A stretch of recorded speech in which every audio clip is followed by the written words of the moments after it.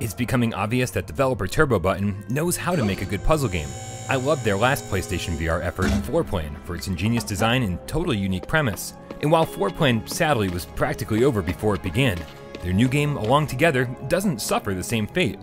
It took me 4 full hours to complete all 3 of its colorful cartoon worlds, and despite a few moments of frustration, I loved every minute of it.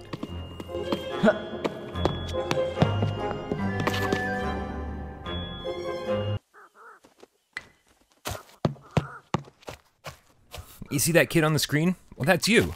You control him with the left analog stick and interact with the environment using the X button. Oh, and you see that big blue hand on the screen? Well, that's also you, the kid's imaginary friend, motion controlled with the DualShock 4 and R2 trigger. Together, you'll explore levels, turn cranks, pull levers, and work as a team to rescue your dog Rishu. And don't get confused, this is definitely a single-player game, where you're technically controlling 2 characters, one in first person and one in third person. Just like, that's right, Moss. Yep, this plays almost identically to Quill's VR adventure, minus the combat and with a bigger focus on puzzles, which are really well designed. Each new puzzle gave me pause, and then I quickly found the answer, with few exceptions. Hey! What?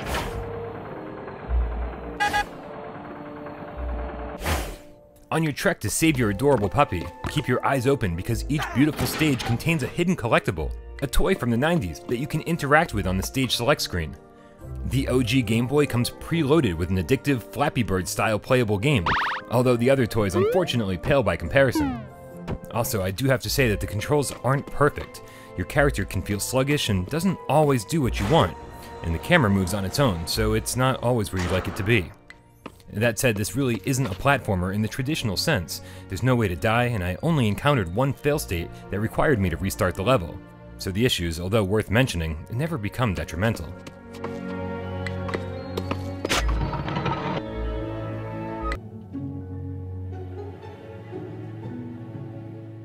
Along Together's graphics, music, and sound effects all combine to make a game that's undeniably charming.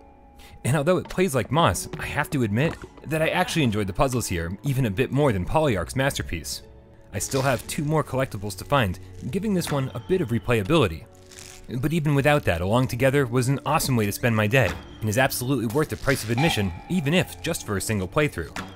I honestly can't wait to see what this team does next.